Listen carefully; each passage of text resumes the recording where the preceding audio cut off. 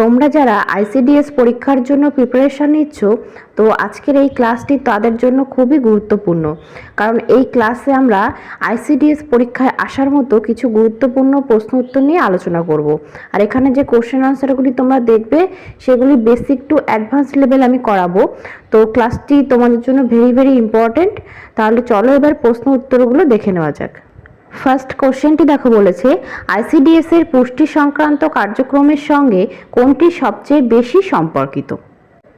তো এখানে যে অপশানগুলো দেখো দিয়েছে, প্রত্যেকটি অপশানই কিন্তু আইসিডিএস এর সঙ্গে সম্পর্কিত, কিন্তু আমাদেরকে বলেছে পুষ্টির সঙ্গে কোনটি সম্পর্কিত। তো অপশান বি, সি এবং ডি এই তিনটে যদি দেখি কি আছে না, স্বাস্থ্য পরীক্ষা, টিকাদান কর্মসূচি এবং রেফারেল পরিষেবা। তো এই তিনটি বিষয় কিন্তু স্বাস্থ্য বা চিকিৎসার সঙ্গে সরাসরি যুক্ত, তাহলে এটি কিন্তু পুষ্টি সংক্রান্তর মধ্যে আমরা ধরবো না। এবার অপশান এতে দেখো বলেছে শিশুর বৃদ্ধি পর্যবেক্ষণ।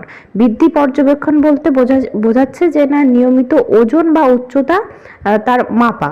তাহলে নিয়মিত যদি ওজন উচ্চতা আমরা মাপি একটা শিশুর, তাহলে তার মধ্যে দিয়ে কিন্তু বোঝা যাবে যে শিশুটার পুষ্টিটা ঠিকমতো হচ্ছে কিনা, সে কোনো পুষ্টিহীনতায় ভুগছে কিনা। আর তার উপরে ভিত্তি করে কিন্তু তার যদি কোনো সাপ্লিমেন্টারি নিউট্রিশন লাগে, মানে পরিপূরক পুষ্টি, সেটা দেওয়া হবে। তাহলে এই অপশান এতে যে আছে শিশুর বৃদ্ধি পর্যবেক্ষণ, এটি কিন্তু পুষ্টি সংক্রান্ত কার্যক্রমের সঙ্গে বেশিভাবে সম্পর্কিত। তাহলে আমাদের রাইট অ্যান্সারটি হয়ে যাবে অপশান এ। কোশ্চেন নাম্বার 2তে আছে আইসিডিএস এর অধীনে অঙ্গনওয়াড়ি কেন্দ্রগুলির কার্যক্রম তদারকির ক্ষেত্রে সুপারভাইজারের প্রধান ভূমিকা কোনটি। এই কোশ্চেনটি যদি আমরা দেখি, তো এখানে অপশন ডিতে দেখো আছে আইসিডিএস এর জন্য রাজ্য স্তরের নীতি ও বাজেট নির্ধারণ করা। তো এটি কিন্তু সুপারভাইজারের ভূমিকা নয়, এটি হচ্ছে যে উচ্চপদস্থ সরকারি কর্মকর্তা তাদের কাজ। অপশন সিতে আছে শিশুদের জন্য খাদ্য সামগ্রী নিজে রান্না ও বিতরণ করা। তো এই কাজটি করে থাকে অঙ্গনওয়াড়ি কর্মী এবং সহায়িকারা। এবং অপশন এতে দেখো আছে প্রতিটি শিশুকে সরাসরি টিকাকরণ করা। তো এই কাজটি কিন্তু দায়িত্ব হচ্ছে স্বাস্থ্যকর্মীদের, অর্থাৎ এএনএম এবং আশা কর্মীদের কাজ।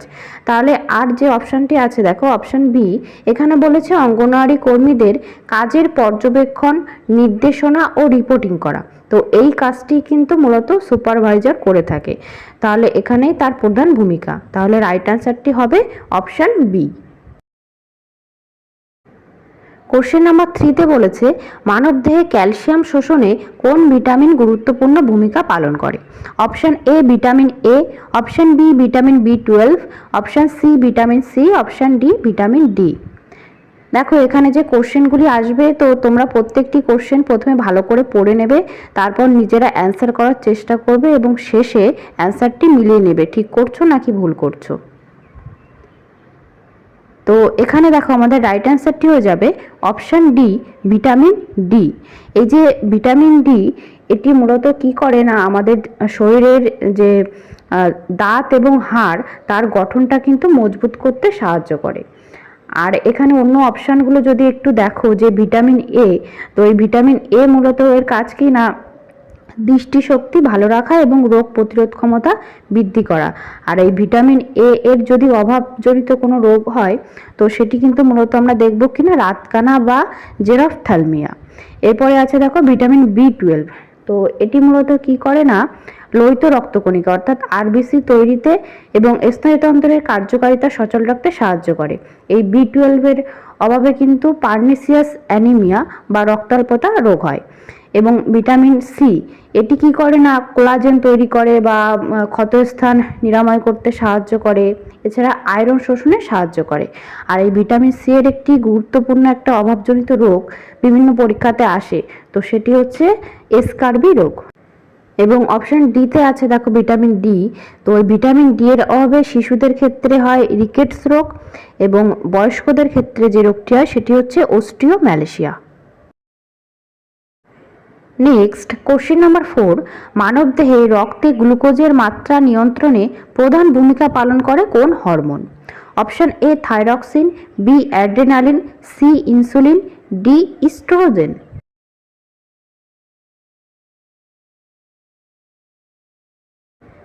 এখানে রাইট অ্যান্সারটি হয়ে যাবে অপশান সি ইনসুলিন।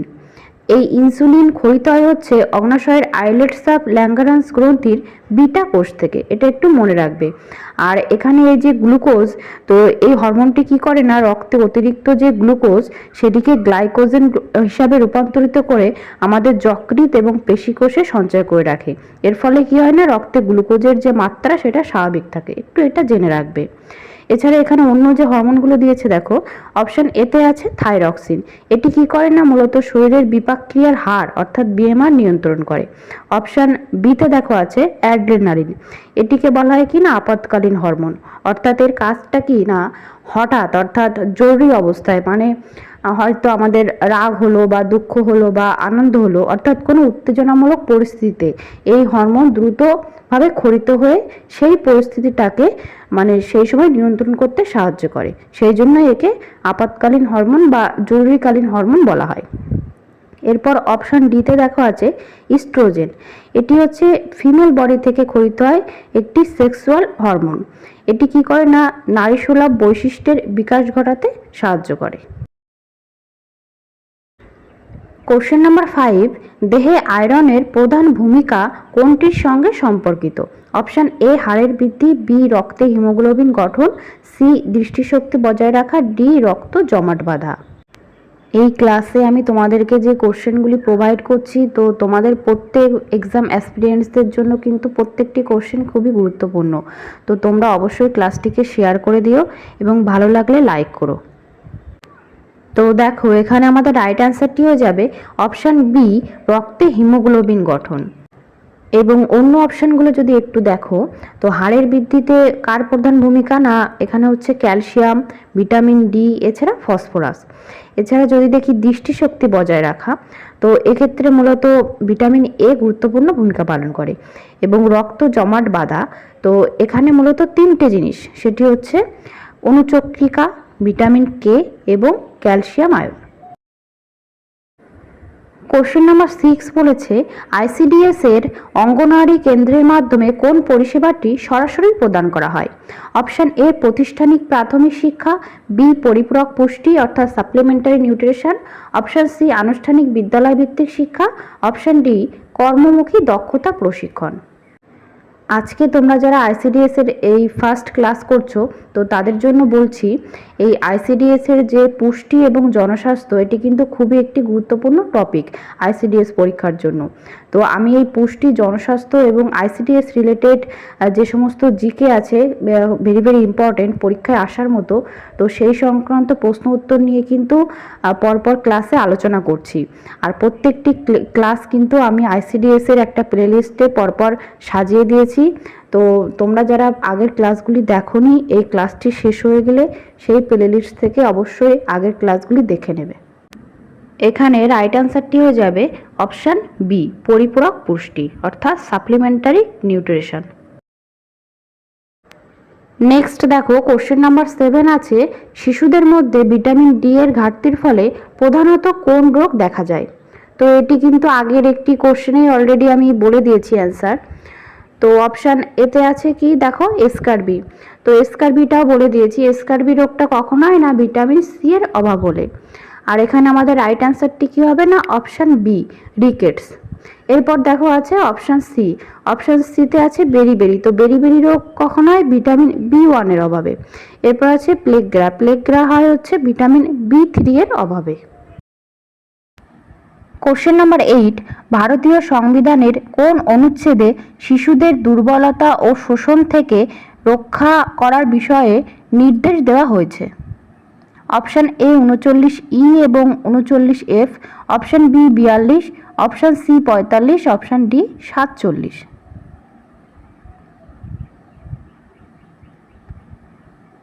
রাইট অ্যান্সারটি হয়ে যাবে অপশান এ 39E ও 39F। কোশ্চেন নাম্বার 9 অঙ্গনওয়াড়ি কেন্দ্রের মাধ্যমে শিশুর ওজন নিয়মিত নথিভুক্ত করার প্রধান উদ্দেশ্য কী? এখানে এই যে কোশ্চেনটি দেখছো, এইটা করার সময় ফার্স্ট যে কোশ্চেনটি আমরা করেছিলাম সেটা একটু ভাবো। তো সেখানে আমাদের কি ছিল না, এরকম কিছু ছিল যে পুষ্টি সংক্রান্ত বিষয়টা কোনটার সঙ্গে সম্পর্কিত। তো সেখানে আমরা অ্যান্সারটি করেছিলাম কি না, শিশুর বৃদ্ধি পর্যবেক্ষণ, অর্থাৎ কি শিশুর ওজন বা উচ্চতাটা নিয়মিত পরিমাপ করা। তাহলে এখানে দেখো বলেছে যে শিশুর ওজন নিয়মিত কেন নথিভুক্ত করা হয়, তার উদ্দেশ্যটা কি। তাহলে এখানে ফার্স্ট অপশনটা যদি আমরা দেখি, এখানে কি বলেছে না, শিশুর বয়সভিত্তিক পুষ্টিগত অবস্থার তথ্য সংরক্ষণ।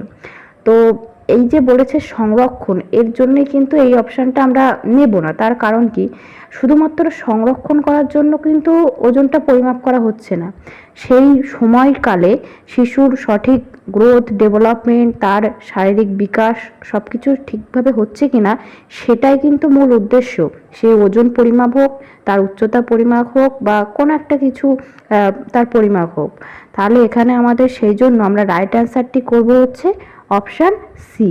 তার কারণ কি না, অপশান সিতে দেখো বলেছে যে শিশুর বৃদ্ধির ধারা ও শারীরিক বিকাশ পর্যবেক্ষণ, অর্থাৎ সেই সময় লক্ষ্য রাখা। পর্যবেক্ষণ মানে কি, সেই সঠিকভাবে লক্ষ্য রেখে দেখা যে কি হচ্ছে সেই সময়।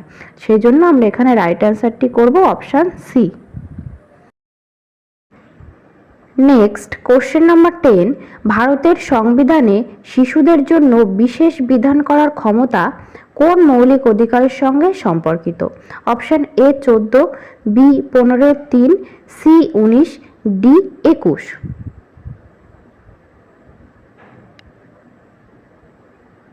এখানে রাইট অ্যান্সারটি হবে অপশান বি 15(3).